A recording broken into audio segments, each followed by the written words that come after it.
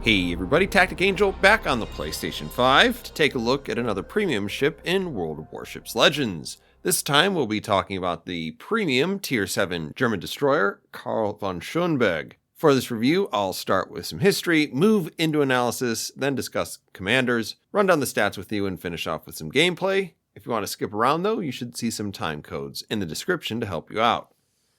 The history of this is going to be pretty quick because this is a paper ship based on a 1932 set of requirements laid out by the Reichsmarine, the interwar navy that served what we politely call the Weimar Republic, though I'm not sure I've ever actually heard anyone say anything nice about it. Karl von Schönberg is based on a design submitted by the Aktiengesellschaft Wolkenstetten, commonly AG Wolkenstetten, for a destroyer of 1,500 tons, an ambitious top speed of 38 knots with 2 triple torpedo launchers and 4 guns of 128 millimeters, with the option of mounting 150s instead. The AG Wolkenstetten company was a producer of commercial and military ships, amongst other things like trains, but on this channel we like to talk about the boats they made, like these that they made up until they were broken up following World War II. They put forward this design, but as things sometimes go, the requirements would change, demanding an increase in the range to 1,800 miles, a 5th gun, and 2 quad launchers. The design we get in game kind of splits the difference, picking up a couple of extra torpedoes, which were incorporated into the AG Wolkenstetten design, but not the other requirements. Thus, it would never be adopted. Ultimately, the Type 34 destroyers that would supersede this design were the Z1 through Z4, which many people probably wouldn't recognize by their hull numbers, because in game, the Z1 is called the Maas, after Liebrecht Maas. All of Germany's Z-hull destroyers were named up until Z23, so Wargaming has assumed, probably accurate, had this design been built, it would have been named after a person. And just as Liebrecht Maas is named after the Konteradmiral, or Rear Admiral, leading the German forces into battle at Heligoland Bight, the Karl von Schönberg is named after another German naval officer, this time the commander of cruiser SMS Nürnberg. He was a veteran of the Mexican Revolutionary War, serving under Maximilian von Spee. He was also killed in combat, this time at the Battle of the Falkland Islands, going down with his ship. The red and green lion on a gold shield is a symbol of the noble house of Schoenberg. If you're familiar with German and Germany, Schoenberg is not a terribly specific word, since it basically just means pretty mountain, in a country literally riddled with pretty mountains. In this case, we're talking about Saxony, so if you're ever around this part of Germany and see this sort of heraldry, that's this guy's family. So that's kind of neat. Karl von Schönberg enters Legends as the 2nd German premium destroyer at Tier 7, and the 4th German DD overall there. And for many, Karl is probably closer to what they've been looking for or expecting from a German destroyer. For one, she has excellent sonar, which is probably the hallmark of German destroyer play, and it actually inches out both the Z-23 and, more surprisingly, the Loyang in that department. Karl also has a pretty beefy amount of hit points for a Tier 7 destroyer. It's not as much as the Merkur, but she's only sitting behind that German ship and Paolo Emilio for most hit points. And like Z-23, you have a pretty healthy fire chance per shot and quarter penetration. That tends to mean you'll pen cruisers and most battleships as long as you're not hitting belt, turret, or something super thick. And you'll probably need that because Karl still does struggle with DPM overall. She's a great bully against those high DPM ships so long as she has the right setup and smoke generator at the ready. And it's also worth mentioning you've got the standard short German smoke generator, so you can't just sit in this forever, even if you did spring the trap successfully, but that's nothing new. What's a bit different about Karl is that you basically trade away torpedo performance to be a somewhat better gunship. That means slower torpedoes with lower range and less damage. So it's not going to be for everybody. But if you think of the Z-23 primarily as a gunboat with solid tools to contest caps and perhaps even do a bit of open water harassing, or if you've been looking for a premium ship closer to a Tier 7 Z-35, well, Karl is the closest thing you're going to find to either of those things that offers you those premium bonuses. Not terribly creative, Bogey might have said it best about Karl von Schönberg. Just like any other man, only more so. As far as the commanders go, it's really just a question about whether you want to embrace what this ship is trying to tell you. Eric Bay is the dedicated gunboat commander, and as such tends to give the Schoenberg exactly what it needs, including 2 flavors of radio positioning finding, faster reloading guns, maybe even better range and damage. Some folks will find, listen closely, a uniquely inviting skill to get better cooldowns and more charges on sonar, even if it does come at a price. He can even make the Schoenberg's torpedoes a bit more Z-23-like, even if he can't do anything about the torpedo range. For that, you'd have to go to Maximilian von Spee. But other than trying to obtain an absurd destroyer detectability, this does feel a bit like swimming uphill. Some of what Max does for your torpedoes have some trade-offs for either your HP or gun performance, and maybe you've heard me argue that there are some ships that have performance to spare, but usually that's in pursuit of something worth doing. I'm not going to tell you that you can't do this to get some faster, stealthier torpedoes, a stealthier boat, or better facial hair, but that's definitely the harder way to play this ship. Running around with Reinhardt's share isn't totally pointless either. You always have to consider the power of having an extra charge with your consumables, along with faster reloads afforded by fully packed. The only other decent reason to consider it, though, is the extra fire chance, a bit of overall speed for your ship, or if you think the pretty negligible amount of range is going to change your experience with playing Schoenberg. But maybe if you're looking to play this more like an annoying open water Soviet ship, he's your guy. As we jump into stats, we're going to be comparing Schoenberg primarily to other German destroyers, and as always, what you see on screen should be the base statistics of the ship. Starting out with survivability, 22,500 hit points is almost a full bar more health than your average destroyer, which is about a 3,000 point advantage against Z-23, so she's going to be able to hold in there longer than you're used to with the tech tree ship. Though there aren't many situations where this will come up, her armor is standard destroyer fare in the sense that if you get hit, expect to take damage, but I do think there are a few secondary guns that can actually damage your hull that normally couldn't if you had the standard 20 millimeters of tier 7 armor. It's a small thing, but in case you're noticing something like the Gascon suddenly melting you in ways that you're not used to, that's the reason why.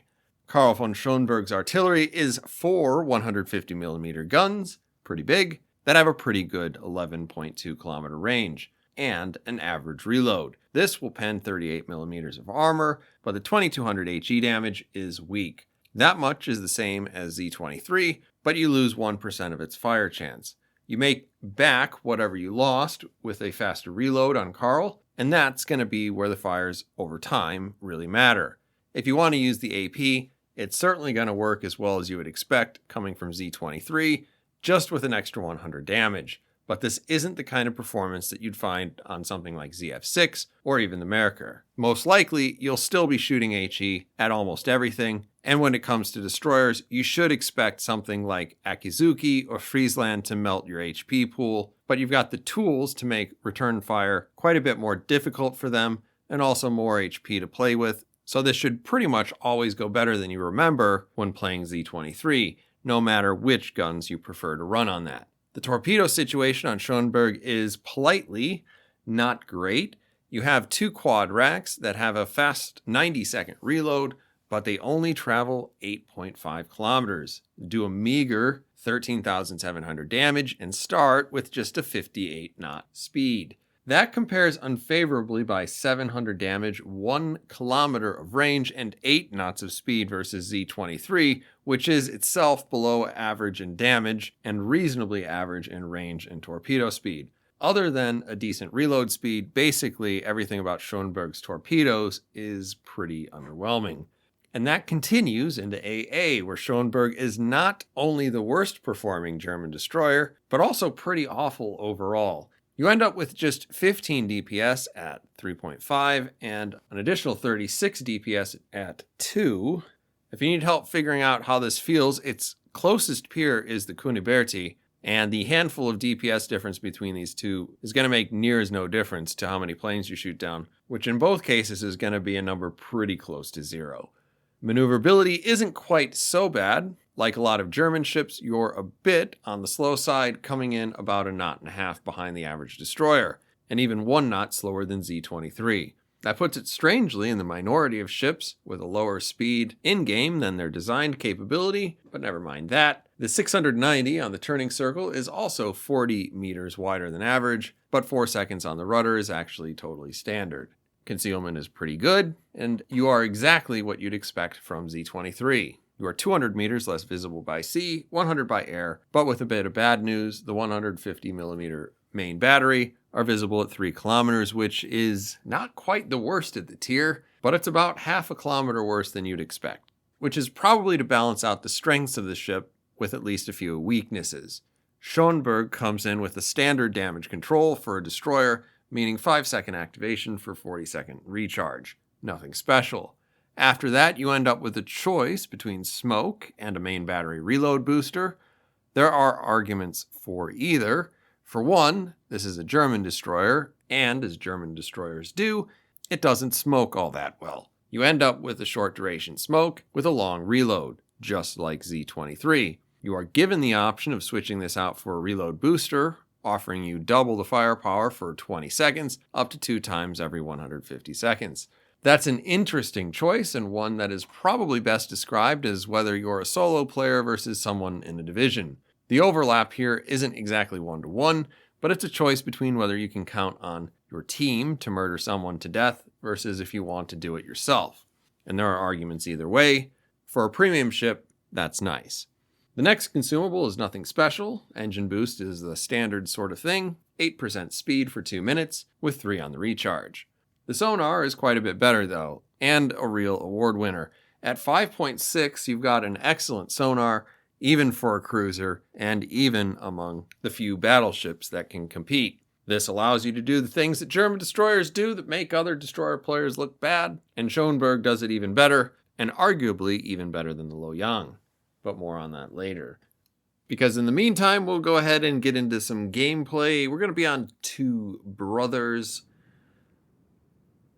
And as we start out, we'll go ahead and put our commander up on the screen. No surprises here, Eric By, and it is pretty much just trying to make the guns work. We're not really trying to fight against the ship. We're not trying to increase the effectiveness of our torpedoes or anything. Unfortunately, we do have a carrier on the other team. Fortunately, this is one of the games that didn't include a Kokolov on every single game at Tier 7 all update. It actually got quite a bit better after the first week, but it was very discouraging. In any case, we're going to go ahead, try to roll out towards D with the hopes of getting an early cap on that. We're not going to be too aggressive. So as we get to the border of D, whenever that happens, you can see we're only pulling down 37 knots. We're probably going to turn off to the right here. There we go. We're keeping eyes on the Atlantico. Atlantico is kind of no fun to be around because it's almost certainly spec'd for secondaries. And as you can see, there is somebody who's in here with us.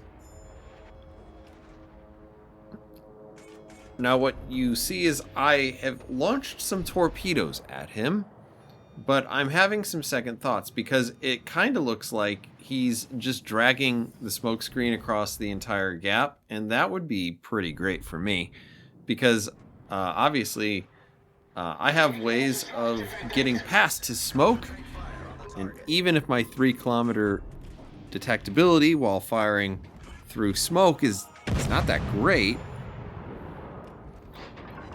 they're not going to be able to see me, and I'm going to open fire. My early torpedoes pay off, and though the split does have the opportunity, possibly, conceptually, to radar me and put me in a bad way with both the Caracciolo and the Atlantico right there, that's a lot of secondary power. It ends up not being anything. a perfect German destroyer. So we're going to take this opportunity to go ahead and use that smoke screen to continue to farm the Carciolo, hoping that he goes behind that island, but it kind of doesn't look like that's going to happen. It looks like he's coming back this way. The visual indicator for where the smoke screen is a little off. And so we are spotted. We're going to go ahead and try to run away. We go ahead and use our smoke screen in hopes that we don't lose all of our points. That doesn't exactly work out. But our second set of torpedoes, which we were able to put out there pretty quickly, thanks to the quick reload, work out. Even if they don't have great range, and even if they don't have great damage, they do still do a lot of damage. All torpedoes are kind of a pain in that way. We managed to set a couple more fires on Atlantico, and we will go ahead and cap the base. That said, we do have an Alabama in our cap. He looks like he's not gonna last that long, so I'm not gonna go over there. Instead, I am going to go towards B. Now there is yet another ship in C. So there's at least a little bit of a reason to go over there. And I'm holding my shot here until I expect not to get a return shot from the Atlantico's secondaries. You can kind of do that if you're in the direct rear or the direct forward firing arc for a lot of ships, because a lot of ships can't fire actually directly forward. And even if they can fire directly forward, they can't fire that much. Same thing works with directly backwards, and with the island, that's going to make it more difficult. Now at this point, I'm going to run into this island, and as I recall, it was because I was talking to somebody on Discord.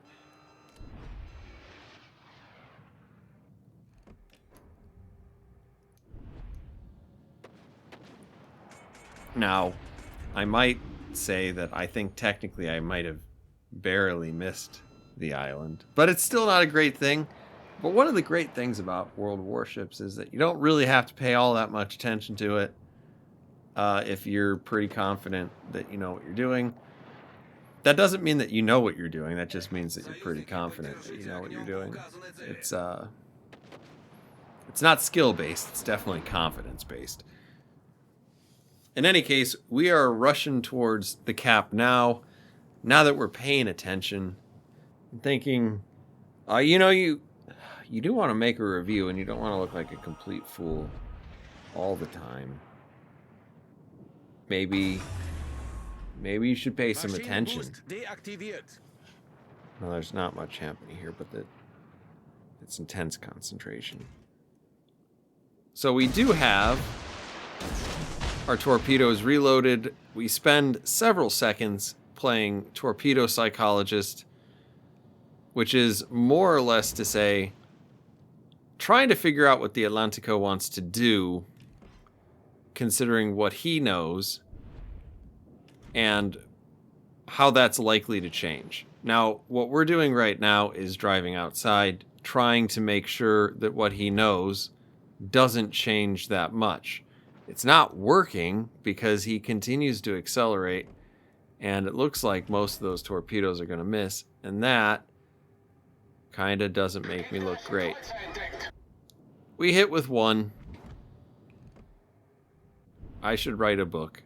It's fine. In any case,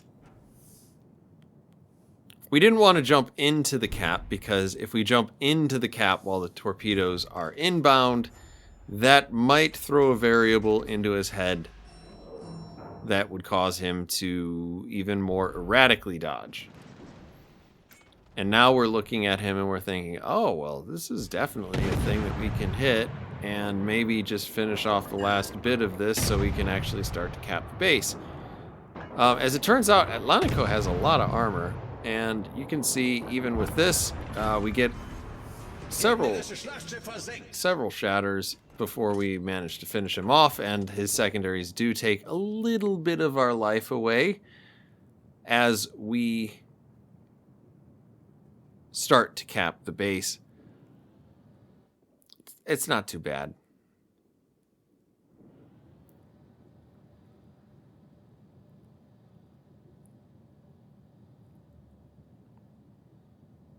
If that had been almost any other battleship, well, I shouldn't say almost any other, because if you run into ships like the Vittoria Veneto class, or Littorio, whatever you want to call them, you're going to end up in a situation where you have like 50 millimeter upper belt. You're still not going to be able to do anything to it. And there are going to be some other ships that you can't really hurt. Some of the German battle cruisers have pretty good upper belt armor. Some of the random Italian ships do. But every once in a while you run across like an Alabama, and the outside of that thing is 32 millimeters kind of everywhere. In which case, just have fun with Schoenberg, because you're going to be able to pen almost everything that you actually hit.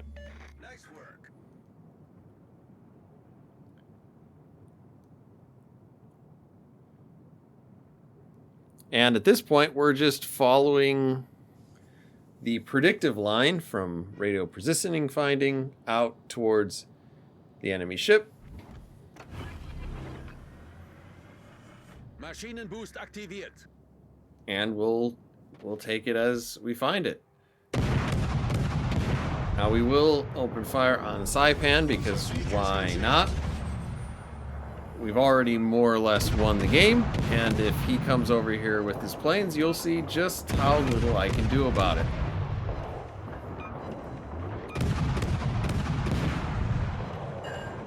We light a fire, that's at 5 minutes. We know that the damage control for an aircraft carrier is a minute long, so unless this guy lives until 4 minutes, do not take the lack of fires that happen for the next minute or so as an indication of this being a poor fire starter. It is not. It's actually, I would say for a destroyer, it's decent. It's not amazing.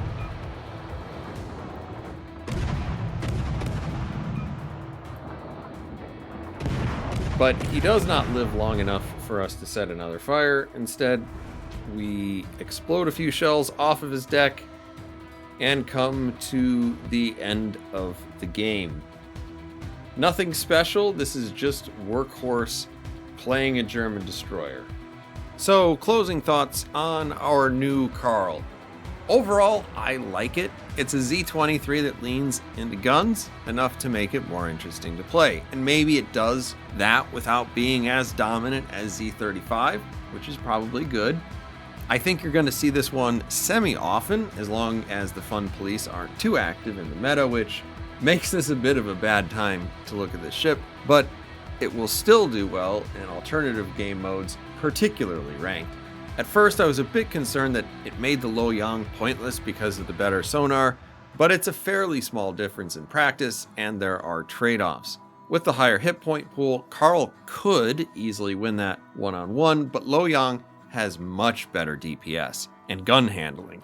They each deal with larger ships in different ways, and ultimately I think it kind of works out to a fairly even choice, though I expect to see a lot of these in ranked seasons in the future. Anyway, those are my thoughts. Let me know what you guys think in the comments, and as always, I'll see you on the next one.